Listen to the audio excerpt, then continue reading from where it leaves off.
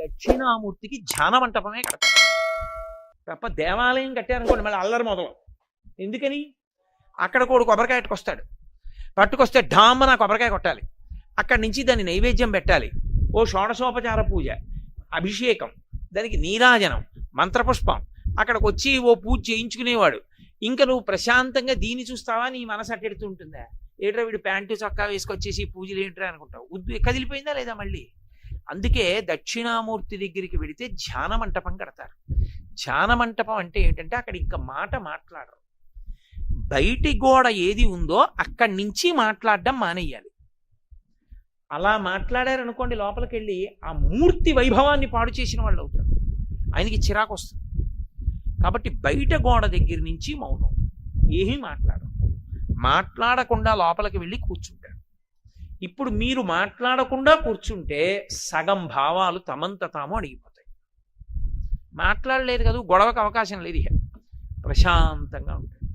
ఇప్పుడు ప్రశాంతంగా ఉన్న దాని మీద మనసుని దక్షిణామూర్తి వైపుకి తిప్పారనుకోండి, ఎదురుగుండా ఉన్న మూర్తి వంక చూశారనుకోండి, ఆయన వీరాసనం, ఆయన కాలు మీద కాలు పెట్టుకున్న తీరు, ఆయన పట్టినటువంటి ముద్రలు, ఆయన చెవులు, ఆభరణాలు, చిన్న చిరునవ్వు, ఆ ప్రశాంతత, దాని వంక మీరు అలా చూస్తున్నారనుకోండి, మీకు తెలియకుండానే మీ మనస్సు ఎంతో ప్రశాంతపడుతుంది. అంత ప్రశాంతపడగానే మీ రక్తం యొక్క వేగం నియంత్రింపబడుతుంది, హృదయ స్పందనం నియంత్రింపబడుతుంది, ఎన్నో అనారోగ్యాలు తగ్గుతాయి. లోపల ప్రశాంతపడి పైకొచ్చారు కాబట్టి మంచి ఆలోచనలు వస్తాయి. అందుకే సమస్త కటాక్షములకు ఆలవాల మీది అంటే దక్షిణామూర్తియే. అందుకే పెద్దవాళ్ళు ఒక మాట చెప్తారు, నీ జీవితం పండాలి అంటే నీకు పూజ వచ్చా రాదా వదిలేయి, నీకు వేదం తెలుసా తెలీదా వదిలిపెట్టేసేయి, నువ్వు ఉపనిషత్తులు చదువుకున్నావా చదువుకోలేదా వదిలిపెట్టేయి, రామాయణ భారత భాగవతాలు తెలుసుకున్నావా లేదా వదిలిపెట్టేయి, దక్షిణామూర్తి యొక్క మూర్తిని చూస్తూ కూర్చోవడం నేర్చుకో, అదొక్కటి నేర్చుకో చాలు, ఏమక్కర్లేదు. ఇంకా దక్షిణామూర్తిని పెట్టుకుని రోజు కాసేపు ఆయన్ని చూస్తే చాలు. మీకు నేను ఇంకా విచిత్రమైన విషయం చెప్పనా? చంటి పిల్లలు కొంచెం కొంచెం పెరిగి పెద్దవాళ్ళు అవుతున్నప్పుడు ఇంట్లో అందమైన దక్షిణామూర్తి విగ్రహం ఉండి, విగ్రహం అంటే ఫోటో కనీసం ఉండి, పిల్లలు కాసేపు దాని వంక చూడడం అలవాటైతే మీరు చూడండి, నేను యథార్థం చెప్తున్న, పెద్దలు నిర్ణయం చేసింది, వాళ్ళు కళ్ళు తిప్పి ఆడుకుంటూ పాకడం కూర్చోవడం వచ్చినప్పుడు చూసినప్పుడు వాళ్ళు నిశ్చలంగా కాసేపు ఇలా దక్షిణామూర్తి వంకే చూస్తారు. పిల్లలు చిన్నతనంలో దక్షిణామూర్తి వంక అలా ఎదురుగుండా కూర్చుని చూస్తే 2 ఫలితాలు వస్తాయి. అపమృత్యు దోషం పోతుంది, సరస్వతి కటాక్షం కలుగుతుంది. అందుకే అసలు ఇంట దక్షిణామూర్తి ఫోటో లేని ఇల్లు ఉండరాదు. అంత మంగళప్రదమూర్తి ఎవరు అంటే దక్షిణామూర్తియే.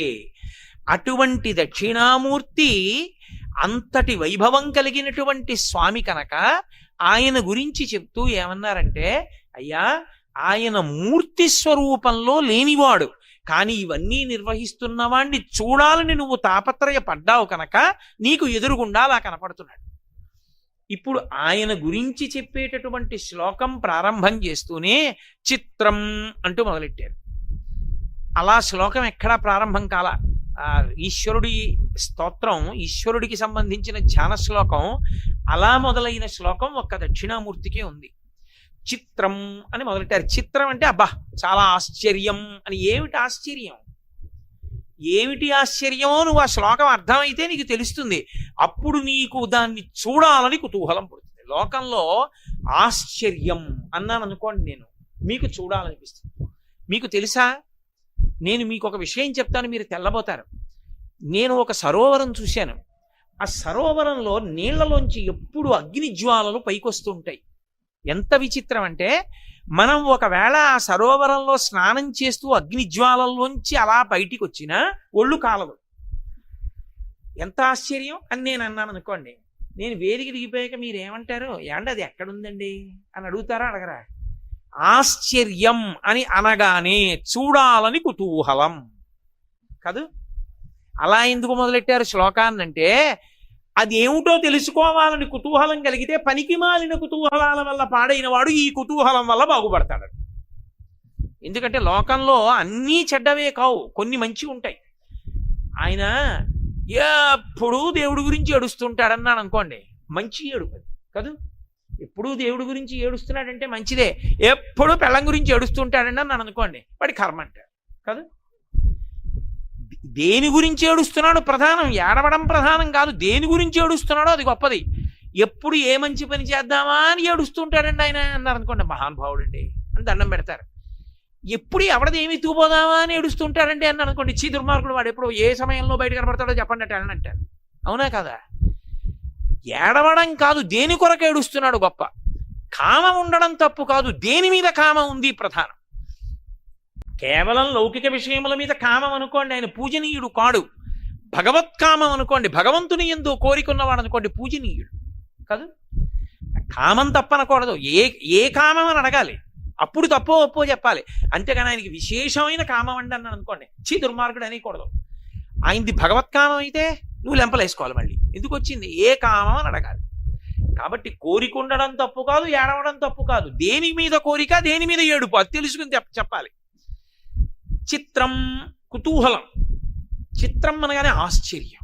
అబ్బా ఎంత ఆశ్చర్యం అండి అని మొదలైంది శ్లోకం అనగానే మీరు ఇప్పుడు ఏమనాలి? అదొకటే నేను చెప్పా, శ్లోకం వదిలేశాను అనుకోండి, ఏమన్నా బాబు ఆ శ్లోకం చెప్పండి, అది ఏమిటో, అది ఏమిటి చిత్రం, ఏమిటి ఆశ్చర్యం అంటే, మనకి లోకంలో పాడవడానికి కారణం ఏమిటంటే ఆశ్చర్యం అన్న మాటే పాడు చేసేయడానికి కారణం. మీరు బాగా గమనించాలి సుమా, నేను వేదాంత సంబంధమైన విషయాన్ని చాలా తేలిక భాషలోకి తర్జుమా చేసి మాట్లాడుతున్నాను. మీరు ఎప్పుడైనా చూడండి, ఇది నీకు అనవసరం అన్నారనుకోండి, అదే తెలుసుకునే ప్రయత్నం చేస్తాడు.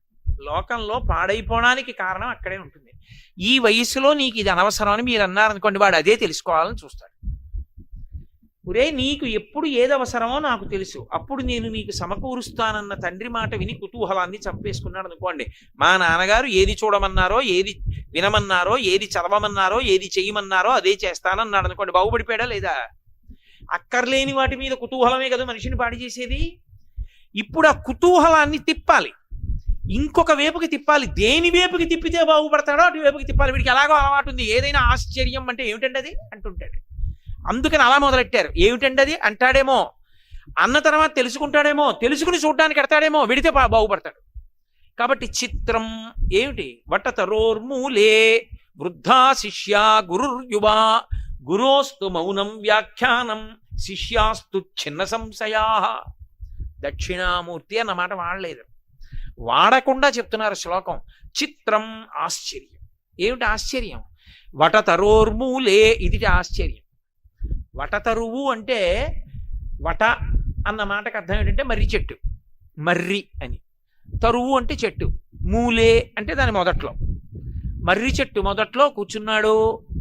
మర్రి చెట్టు మొదట్లో కూర్చుంటే అంత ఆశ్చర్యం ఏంటి?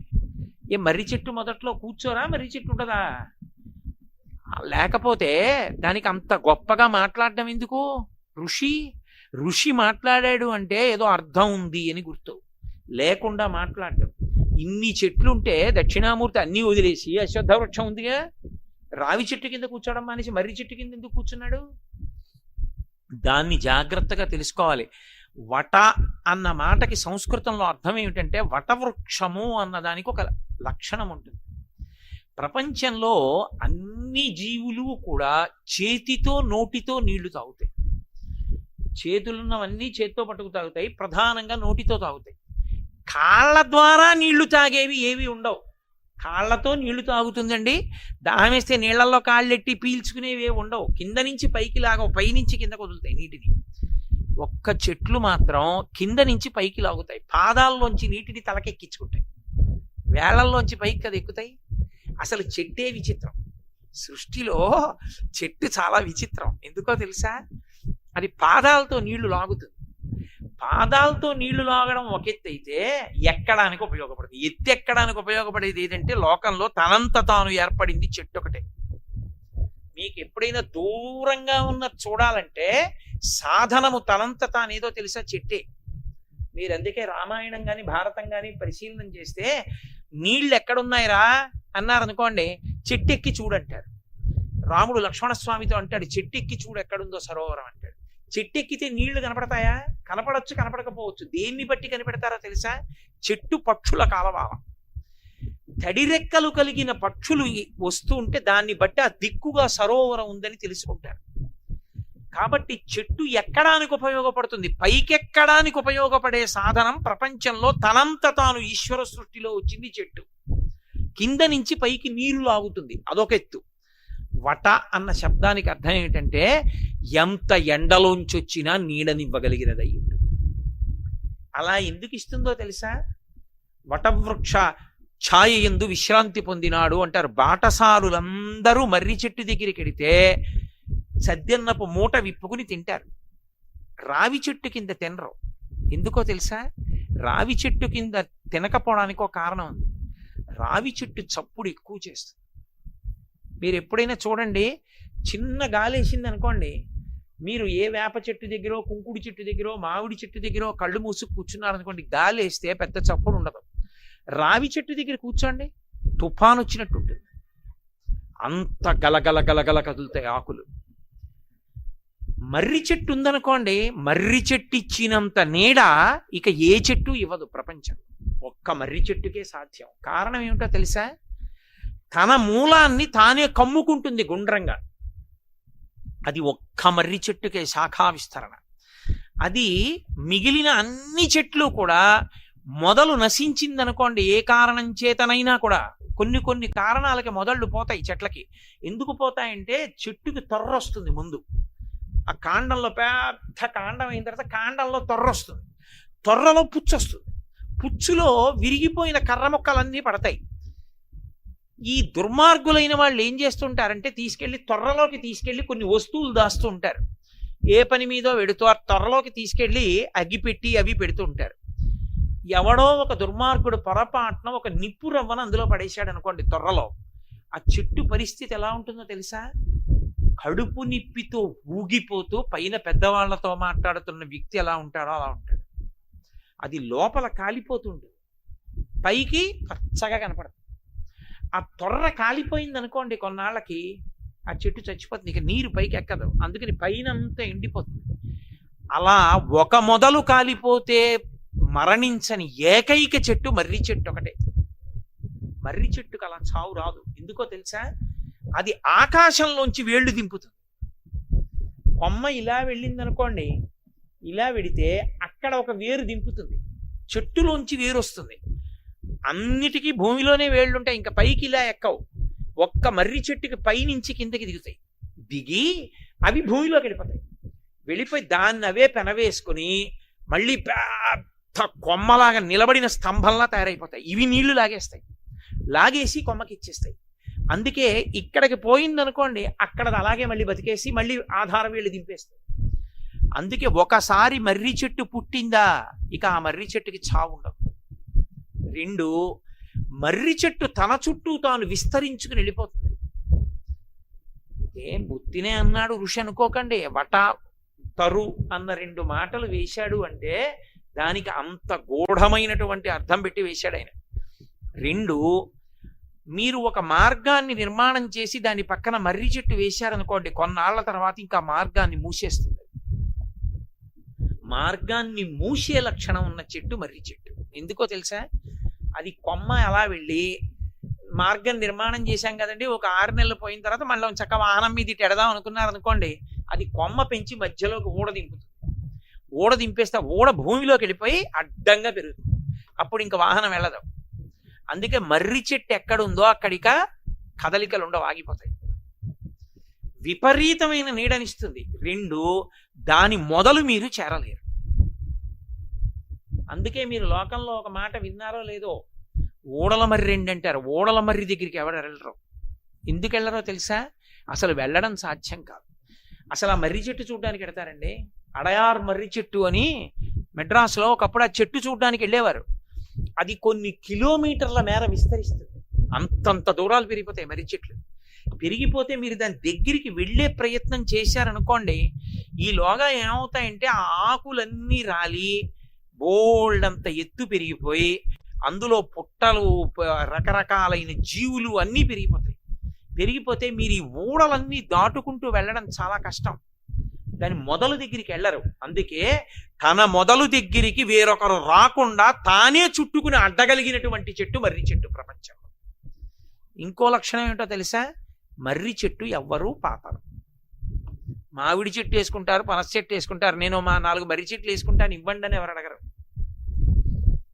ఎవ్వరూ వేయకపోయినా తనంత తాను పెరిగి తీరుతుంది మర్రి చెట్టు. ఎవ్వరు వేరు మర్రి విత్తనం. ఇంకొక లక్షణం ఏంటో తెలుసా? వనస్పతి జాతికి చెందినది. సంస్కృతంలో చాలా గొప్ప చెట్టు అని దేవతాంశ కలిగినది అని దేనికి నిర్ణయం చేస్తారంటే అది వనస్పతి జాతికి చెందింది. వనస్పతి అన్న మాట అర్థం ఏంటంటే పువ్వు లేని కాయ వస్తుంది, పువ్వు ఉండదు కాయ వస్తుంది. మర్రికి ఆ లక్షణం ఉంది. మర్రి పూలు ఎక్కడన్నా మీరు చూసారా?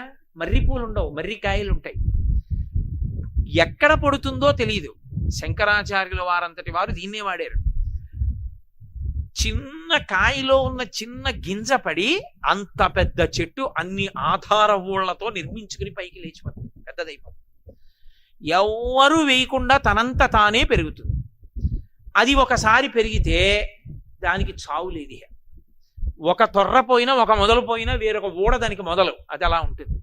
2, ఇంకా ఆశ్చర్యం ఏంటంటే భూమి మీద కాలెట్టకుండా ప్రయాణం చేయడానికి మర్రి చెట్టు ఆధారం. పూర్వం వెళ్ళేవారు, ఓడలు పట్టుకుని ఊగుతూ వెళ్ళిపోతారు. వెళ్ళిపోతే అది అంతంత దూరం పెడతారు, భూమి తగలదు, తగలకుండా పెడతారు. ఇప్పుడు ఈ లక్షణాలు పరమాత్మకు అన్వయం చెయ్యండి. ఎందుకుంటాడో వటవృక్షం దగ్గర. వట అంటే నీడని బాగా ఇస్తుందని కదా నేను మనవి చేశాను. నీడకి విరుద్ధం ఏమిటి?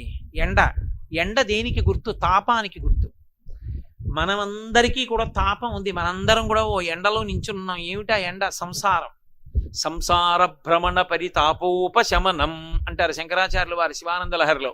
సంసారమునందు పరిభ్రమించడమే తాపం. అందుకని శాంతి లేదు. శాంతి అమృతం, సంసారము మృత్యువు. ఈ శాంతికి కారణమైన వాడు అంత నీడనివ్వగలిగిన చెట్టు కిందే ఉండాలి. అందుకే మర్రి చెట్టు కింద ఉంటాడు. అది వటవృక్షానికి దక్షిణామూర్తికి సంబంధం. 2, తన మొదలు చేరడం ఎవరికీ సాధ్యం కాదు, తన కొమ్మలే అడ్డుకుంటాయి. భగవంతుణ్ణి తెలుసుకోవడానికి ఇబ్బంది ఎక్కడొస్తుందంటే భగవత్ సంబంధమైన శాస్త్రం తెలుసుకున్నప్పుడే అలిసిపోతాడు. అమ్మో, ఈ ఉపనిషత్తులు ఏమిటి, వేదం ఏమిటి, స్వరూపం ఏమిటి, లక్షణం ఏమిటి, అపరోక్షానుభూతి ఏమిటి, పరోక్షానుభూతి ఏమిటి, ఇవన్నీ ఎప్పటికి తెలుస్తాయి, ఎప్పుడు అనుష్ఠానం చేస్తాం, ఎప్పుడు తెలుసుకుంటామని బడలిపోయా అనిపిస్తుంది. పరమేశ్వరుణ్ణి చేరడానికి పరమేశ్వరుడికి సంబంధించిన శాస్త్రాలే బడలిపోయేటట్టు చేసినట్టు మర్రి చెట్టు మొదలు చేరడానికి మర్రి ఊడలే అడ్డొస్తాయి. దారులు మూస్తుంది మర్రి చెట్టు. అటు ఇటు తిరగడాన్ని, పరిభ్రమణాన్ని ఆప్ చేస్తుంది మర్రి చెట్టు. ఈశ్వరుడి వైపుకి నడుపుతుంది. అది ఎవ్వరూ వెయ్యరు, భగవంతుణ్ణి ఎవ్వరూ కనరు. ఆయన స్వయంభూ. మర్రి చెట్టు స్వయంభూ. జీవము ఆయన యందు శాశ్వతము. అందుకే మీకు సృష్టి మొత్తం మీద ఎక్కడా లేదు. మీరు కావాలంటే బోటనీ చదువుకున్న వాళ్ళని ఎవరినన్నా అడగండి, జీవశాస్త్రం చదివిన వాళ్ళని చెప్తారు. అత్యంత నునుపైన ఆకు ప్రపంచంలో ఏదో తెలుసా? ఒక్క మర్రాకి. మర్రాకంత నునుపుగా ఏదీ ఉండదు. మీరు ఎంత మృదువైన ఆకవనివ్వండి, ఎండిపోతే గుచ్చుకుంటుంది. మీరు ఎందుకు తోరణం కట్టండి, బాగా ఎండిపోయిన తర్వాత మామిడాకు ఇలా వెడుతుంటే ఇక్కడ గుచ్చుకుంది అనుకోండి, ఏదో చిన్న సూది పెట్టి గుచ్చినట్టు ఉంటుంది. ఎండిపోతే గుచ్చుకుంటాయి. ఎండిపోయిన మర్రాకుని పట్టుకుని మీరు ఇలా అని చూడండి, ఎంత నున్నగా ఉంటుందో. ఇంకా విచిత్రం చెప్పనా? ఎండిపోయిన మర్రాకు తీసుకుని నీళ్లు చల్లండి, కాసేపటికి ఆకుపచ్చగా అయిపోతుంది. జీవాన్ని అంత నిలబెట్టుకుంటుంది. పరమేశ్వరుణ్ణి మీరు ఎన్ని రకాలైనటువంటి వేద విరుద్ధమైన విశ్వాసములో ప్రచారం చేయనివ్వండి, సనాతన ధర్మము చేత ప్రతిపాదింపబడినటువంటి పరమాత్మ స్వరూపము ఎండినట్టు కనపడుతుందేమో కానీ శంకరుల వంటి మహాపురుషులు వచ్చి నీళ్లు చల్లితే చిగురిస్తుంది. దానికి మరణం లేదు, అది పరబ్రహ్మము. పరబ్రహ్మానికి మారు పేరు మర్రి చెట్టు. అందుకే వటవృక్షము యొక్క నీడన విశ్రాంతి పొందాడంటారు. పరమేశ్వరుని యొక్క పాదముల దగ్గర ఎవడైనా విశ్రాంతి పొందుతాడు. ఆ చెట్టు దగ్గరికి ఎడితే చాలు చల్లతనం.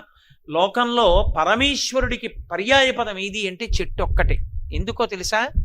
రామాయణం అంతటి దాంట్లో లక్ష్మణస్వామి ఒక మాట చెప్తారు. నివాస వృక్ష సాధూనాం ఆపన్నానాం పరాగతి ఆర్తానాం సంశ్రయశ్చైవ యశశ్చైక భాజనం అంటారు. భయం నుంచి రక్షించేది చుట్టుపక్కల ఎవరూ లేనప్పుడు చెట్టు ఒక్కటే. ఎక్కడో పెద్ద పులి అరిచింది, ఎవరు లేరు పక్కన, చెట్టు ఎక్కేస్తాడు. అంతే, చెట్టు ఎక్కేస్తాడు, సుఖపడిపోతాడు. 2, ఏమీ దొరకలేదు, చెట్టుకు కాసిన కాయే ఆధారం, తింటాడు. ఎండ, చెట్టు మొదలే విశ్రాంతి, చల్లగా ఉంటుంది, పడుకుంటాడు. అసలు మర్రి చెట్టు చాలా విచిత్రం. ఎంత చల్లతనాన్ని ఇస్తుందో అంత రక్షణ కూడా ఇస్తుంది. దీని గురించి పెద్దలు ఒక మాట చెప్తుంటారు. వెనకటికి ఓ పెద్ద గణిత శాస్త్రవేత్త ఒక ఆయన అరణ్య మార్గంలో వెడుతున్నాడు. వెడుతూ ఓ మర్రి చెట్టు దగ్గరికి వెళ్ళాడు. చాలా చల్లతనం కాదు, కొమ్మలు ఇలా పెరుగుతాయి. పెరగడంలో పడుకున్నాడు. పడుకుని పైకి చూశాడు, ఇంత మర్రికాయ కనపడింది. ఇలా పక్కకి చూశాడు, గుమ్మడి పాదోడి కనపడింది. భగవంతుడు సర్వజ్ఞుడు అంటారు కానీ ఆయనకి మ్యాథమెటిక్స్లో లా ఆఫ్ ప్రపోర్షన్స్ తెలియక ఇంత సన్నటి గుమ్మడి తీగకి ఇంత కాయెట్టాడు, ఇంత పెద్ద మర్రి చెట్టుకి ఇంత కాయెట్టాడు. ఆ గుమ్మడికాయ దీనికి ఉండాలి, మర్రికాయ దానికి ఉండాలి. తప్పు, భగవంతుడికి సిద్ధాంతం తెలియదు అని పడుకున్నాడు.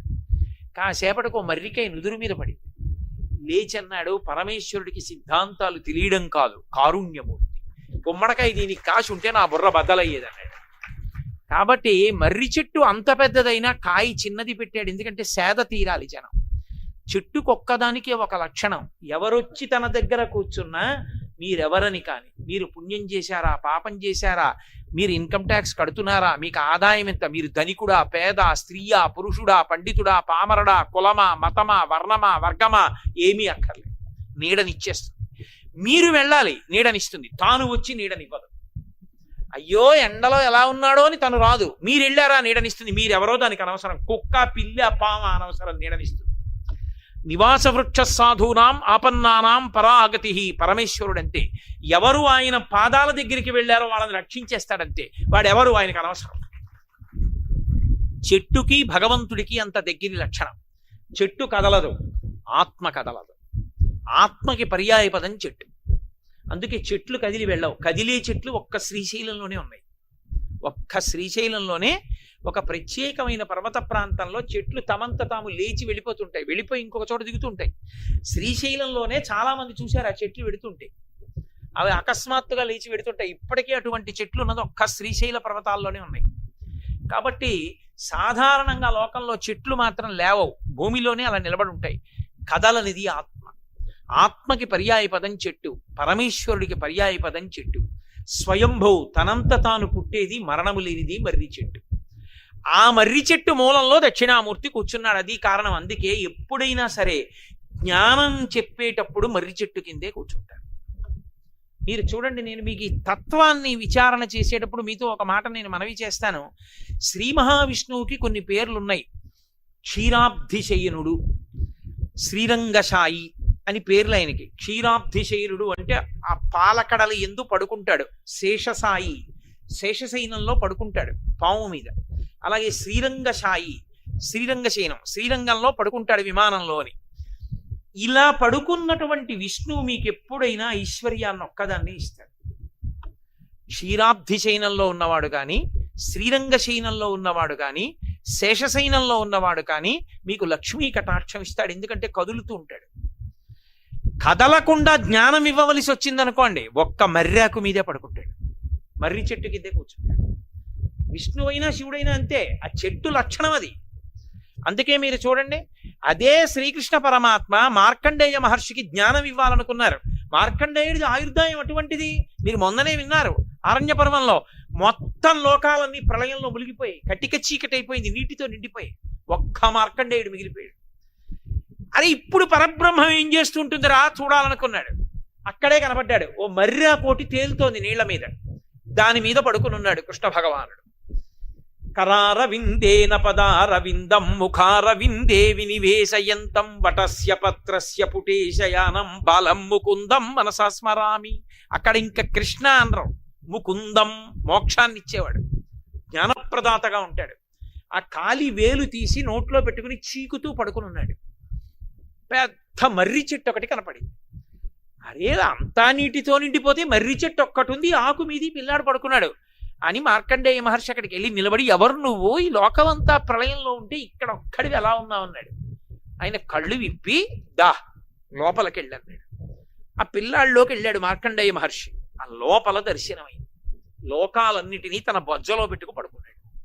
అప్పుడు జ్ఞానం ఇచ్చి చెప్పాడు, ఎలా వస్తుందో, సృష్టి ఎలా వస్తుందో, ఎక్కడికి వెళ్ళిపోతుందో, లయం ఎలా అయిపోతుందో, తాను ఎలా ఉంటాడో, తన స్వరూపం ఏమిటో బోధ చేశాడు.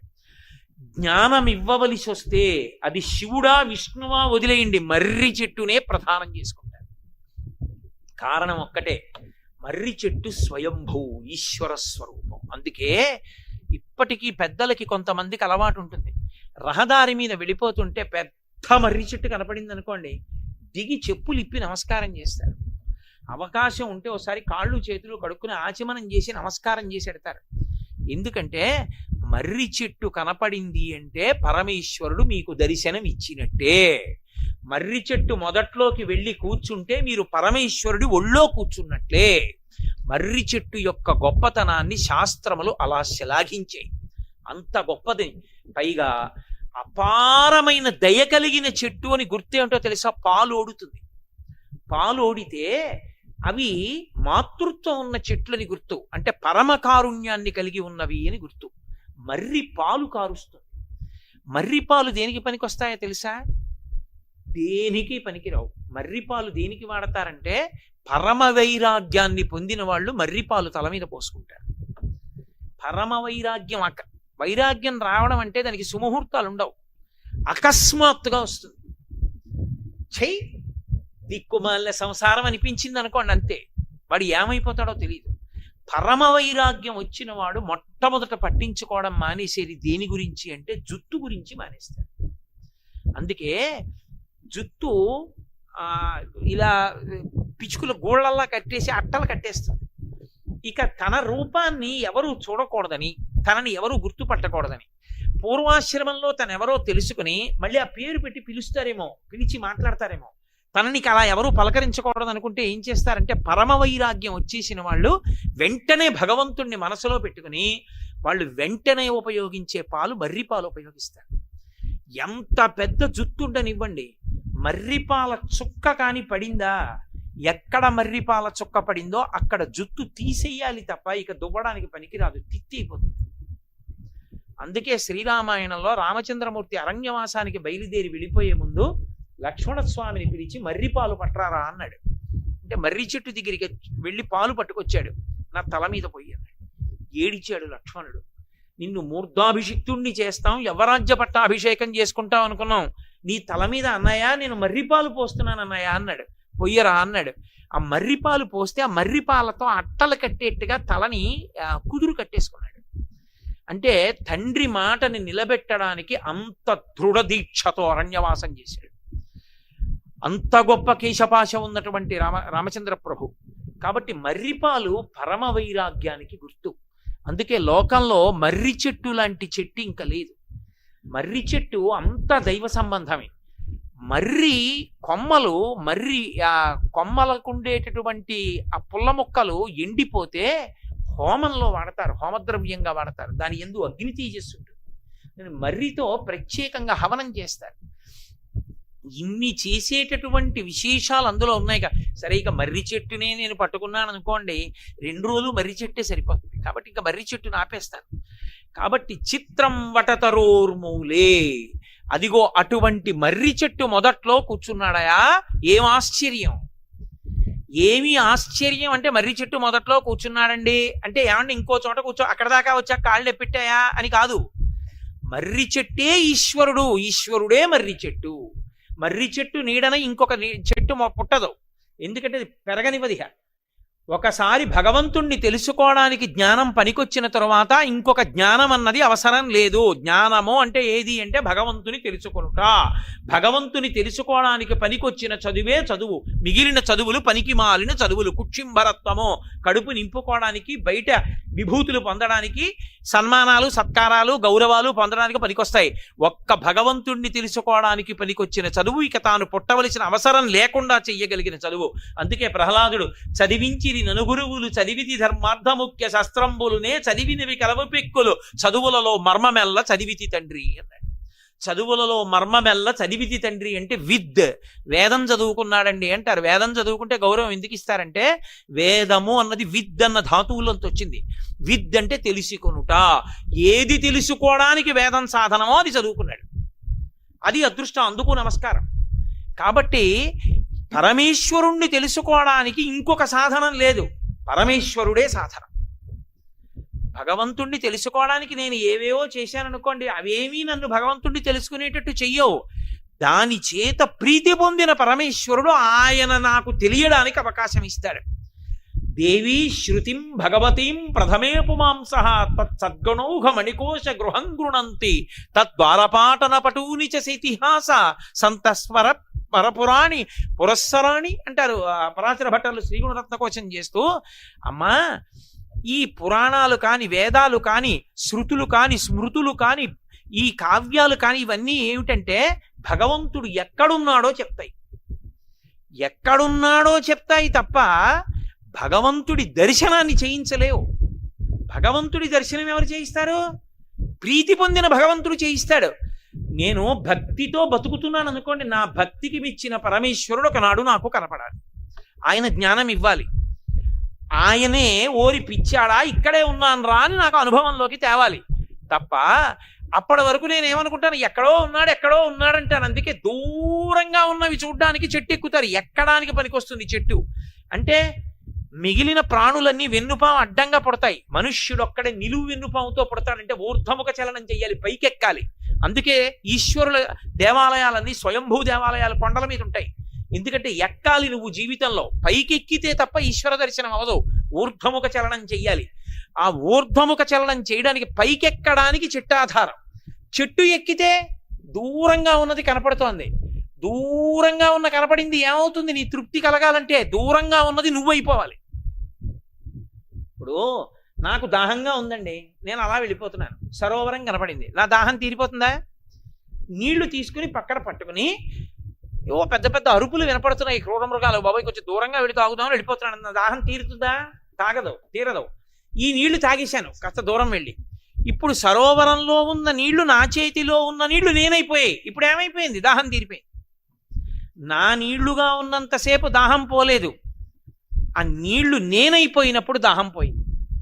అలా దూరంగా ఉన్నవి నేనైనప్పుడు దాహం పోయినట్టే ఆ దాహార్తిని అంటే సంసార భ్రమణ పరితాపోపశమనాన్ని కల్పించగలిగింది ఎప్పుడు అంటే కేవలముగా భగవంతుడు అనుభవంలోకి వచ్చినప్పుడు. అలా ఇవ్వగలిగినది చెట్టు, ఆ చెట్టే ఈశ్వరుడు. అందుకే మీరు చూడండి, ఈశ్వరుణ్ణి కట్టడానికి, ఈశ్వరుణ్ణి పట్టడానికి, ఈశ్వరుణ్ణి తెలుసుకోవడానికి ఈశ్వరుడే సాధన అవుతాడు మీకు. అందుకే లోకంలో కొన్నిటినే సాధనంగా చెప్తారు. చెట్టు ఉందనుకోండి, చెట్టు ఎక్కడానికి సాధనాలు ఉండవు, చెట్టే సాధనం. నేను ఇచ్చిన తెచ్చుకున్నానండి అనడానికి కుదరదు. అడవిలో వెళ్ళేటప్పుడు ఇచ్చినట్టు వెళ్తాయంటే చెట్టు ఎక్కడానికి ఎవరు సాధనం? చెట్టే. చెట్టుకే బొడిపు ఉంటుంది, ఆ బొడి పట్టుకుంటాడు. చిన్న కన్నం ఉంటుంది, లేకపోతే ఆ బెరళ్ళ మధ్యలో వేళ్ళు వేసుకుంటాడు, కొమ్మలు అట్టుకుంటాడు. ఆ కొమ్మల మించి అలా కొమ్మ కొమ్మ కొమ్మ పట్టుకుంటూ పైకెక్కుతాడు. చెట్టు ఎక్కడానికి చెట్టు సాధనం. అలా ఈశ్వరుణ్ణి పట్టుకోవడానికి ఈశ్వరుడు సాధన. మీకు లోకంలో అటువంటివి పూజనీయాలు. అందుకే ఏనుగు చూడండి, ఏనుగు మీద ఎక్కడానికి ఏనుగే సాధనం. మీరు గురువాయూరు వెళ్ళి చూస్తే ఏనుగు ఎక్కేవాళ్ళు స్టూల్ తెచ్చుకుని దాని మీద ఎక్కెక్కరు, ఏనుగే కాలు చాపుతుంది వాళ్ళు రాగానే. ఒక్కసారి దాని చెవి పట్టుకుని ఆ కాలు ఎత్తి దాని కాలి ఆ మడమలో ఆ సంధి భాగంలో వేసి ఒక్క దూకి పైకెక్కి ఎగిరి ఆ కుంభస్థలం మీద కూర్చుంటాడు. ఏనుగు ఎక్కడానికి ఏనుగు కాలు సాధనం, ఏనుగుని పట్టడానికి ఏనుగే సాధనం. ఏనుగుని కట్టడానికి నిజానికి ఎవడి శక్తి చాలదు. ఏనుగు తానే లొంగుతుంది, కాలు ఇలా పెట్టి ఆ గొలుసు తన తొండంతో తీసి మావటికి ఇస్తుంది, ఇస్తే దాని కాలుకు చుట్టేస్తాడు. ఏనుగుని పట్టడానికి సాధనాన్ని ఏనుగే అందించినట్టు, ఏనుగుని ఎక్కడానికి ఏనుగే తన కాలిచ్చినట్టు, పరమేశ్వరుణ్ణి తెలుసుకోవడానికి పరమేశ్వరుడే తన పాదం చాపుతాడు భక్తితో కూడిన క్రియ వలన. చెట్టెక్కడానికి చెట్టు సాధనమైనట్టు ఈశ్వరుణ్ణి తెలుసుకోవడానికి ఈశ్వరుడే సాధనమవుతాడు. ఇన్నిటికీ తార్కాణం ఆ మర్రి చెట్టు. అందుకే ఆ మర్రి చెట్టుని చూస్తే ఓ నమస్కారం. అంత గొప్ప మర్రి చెట్టు ఒక గొప్ప కుండం పక్కన తనంత తాను పుడితే అందున దక్షిణ దిక్కుకు పుడితే అదేం దొరకమంటే దొరికే స్థలమా? ఆ స్థల వైభవం ఏమిటో పసిగట్టాలి. అప్పుడు పసిగట్టి దాన్ని రక్షించుకోవాలి, దాన్ని ఈశ్వర విభూతితో నింపుకోవాలి. అందుకని ఎక్కడున్నాడు రా దక్షిణామూర్తి అంటే చిత్రం వటతరోర్ మూలే వృద్ధా శిష్య గురుర్ యువా. ఇది చిత్రం, ఇది ఆశ్చర్యం. ఎందుకు ఆశ్చర్యపోతున్నారంటే అదిగో ఆ మర్రి చెట్టు మూల కూర్చున్న దక్షిణామూర్తిని చూడటం ఆశ్చర్యం. ఆ చెట్టు ఎంత గొప్పది. నేను ఒక మాట అంటే మీరేమనుకోకండి, ఇప్పటిదాకా మీరు ఆ చెట్టును చూసి ఉంటారు. ఇప్పుడు నా ఉపన్యాసం అయిపోయిన తర్వాత ఆ చెట్టు దగ్గరికి ఇంకోసారి వెడదామని మీకు అనిపిస్తోందా, అనిపించట్లేదా? ఏదైనా ఓ ఎండుటాకు దొరికితే రేపు నీళ్లు తల్లి చూద్దామని మీకు అనిపిస్తోందా, అనిపించట్లేదా? దాని ఆకు దొరికితే ఓసారి ఇలా రాసి చూద్దాం, ఎండుటాకి పచ్చాకి తేడా ఏమిటో చూద్దాం. రావి చెట్టు చప్పుడు చేస్తుందన్నారు, మర్రి చెట్టు చప్పుడు చేయదన్నారు. గాలి వేసినప్పుడు ఒకసారి ఇక్కడ అక్కడ చూద్దామని అనిపిస్తోందా లేదా? దానికి ఊడలు తానే దింపుతుందన్నారు, ఆ ఊడలు ఎలా దిగుతున్నాయో చూద్దాం. ఊడలు పట్టుకుని భూమికి తగలకుండా వెళ్ళొచ్చు అన్నారు. భూమికి తగలకుండా పెడితే ఆకాశ గమనం అంటారు. ఆకాశ్ అన్న మాటకు అర్థం ఏమిటో తెలుసా? ఆ అంటే పరమాత్మ, కాశ్ అంటే ప్రకాశించడం. ఊడ భూమికి తగలకుండా వెళ్ళాడంటే భగవంతుని ఎందే ప్రయాణం చేశాడండి. దానికి ఆధారం ఆయనే, మర్రి చెట్టే. ఇంకా ఏ చెట్టుకి అలా పట్టుకుని వెళ్ళడానికి ఉండదు, ఒక్క మర్రి చెట్టుకే. అందుకే అది పరమేశ్వర స్వరూపం. అది ఊపి వెళ్ళిపోవడానికి అవకాశం ఇచ్చేస్తుంది. కాబట్టి ఇన్ని చిత్రాలు ఉన్నాయన్నాడు ఆయన. ఓసారి ఆ చెట్టుని చూసి రేపు వీలైతే కొంచెం పసుపు రాసో బొట్టెట్టి నమస్కారం పెట్టాలరా అని మీకు అనిపిస్తుందా, అనిపించదా? అనిపించింది అంటే అది చిత్రం. అసలు ఆ చెట్టు స్వయంభూ, ఆ చెట్టు పరమేశ్వరుడు. కాబట్టి ఇప్పుడు అటువంటి చెట్టు మొదట్లో కూర్చున్నాడు ఆయన. చిత్రం వటతరోర్మూలే వృద్ధా శిష్య గురుర్ యువా. ఇదో చిత్రం. ఆయన దగ్గర శిష్యులు కూర్చున్నారు. ఆయన గురువు గారు యువకుడుగా ఉన్నాడు, శిష్యులు వృద్ధులు, వయసు అయిపోయిన వాళ్ళు కూర్చున్నారు. వయసు అయిపోయిన వాళ్ళు శిష్యులు, వయసులో ఉన్నవాడు గురువు గారు. వయసులో ఉన్న గురువు గారు మౌనంగా ఉన్నాడు, వృద్ధులైన శిష్యులు మాట్లాడుకుంటున్నారు. అంటే ఎన్ని చదువుకున్న అనుమానాలున్నంత కాలం, భగవంతుడు అర్థం కానంత కాలం చప్పుళ్ళుంటాయి. అసలు భగవంతుడు ఎవరో తెలిసిపోయిన తర్వాత అనుభవించడంలో పరమ ప్రశాంతత. కాబట్టి మాట ఉండదు, మౌనం ఉంటుంది. అంతర్ముఖ సమారాధ్య బహిర్ముఖ సుదుర్లభ. బహిర్ముఖత్వం అంటే మాట్లాడితేను ఇక స్తోత్రాలు ఉండవు. లోపల తనంత తాను రమిస్తూ ఆనందానుభవంలో ఉండిపోతాడు. ఆ ఆనందానుభవం మౌనం. అక్కడ ఇక మాట ఉండదు. ఆ స్థాయికి వెళ్ళకపోతే మాటలు ఎక్కువ, అల్లరి ఎక్కువ, అరణ్యరోధన ఎక్కువ కింద ఉంటుంది. బయట ఉత్సవం జరుగుతూ ఉంటుంది, ఆయన్ని సేవించడం కాదు, చాలా పుణ్యం వస్తుంది, లోపల కూర్చుని పూలు కట్టుకునే వాళ్ళు ఉంటారు కొంతమంది. అది అలా ఉంటుంది. కాబట్టి ఆ భగవంతుణ్ణి సేవించడం కన్నా భగవంతుణ్ణి అనుభవించడంలో ప్రశాంతత. ఆ మౌనంలో కన్నుల వెంట నీరు కారిపోతూ అలా కూర్చుంటాడు. అప్పుడు ఎవరిని కలవాలని, మాట్లాడాలని అప్పుడు ఇష్టం ఉండదు. అప్పుడు ఇక ఉత్సవాలు ఉండవు. అప్పుడు ఇక అక్కడికి వెడదాం, ఇక్కడికి వెడదాం ఏ ఉండదు. ఇక్కడే ఆ ఈశ్వరుణ్ణి చూస్తూ ఆనందంతో రమించిపోతూ అలా ఉండిపోతాడు. అలా ఉండిపోయిన వాడు యువకుడు. యువకుడు అన్న మాటకు అర్థం ఏంటి? బలంతో ఉన్నవాడని.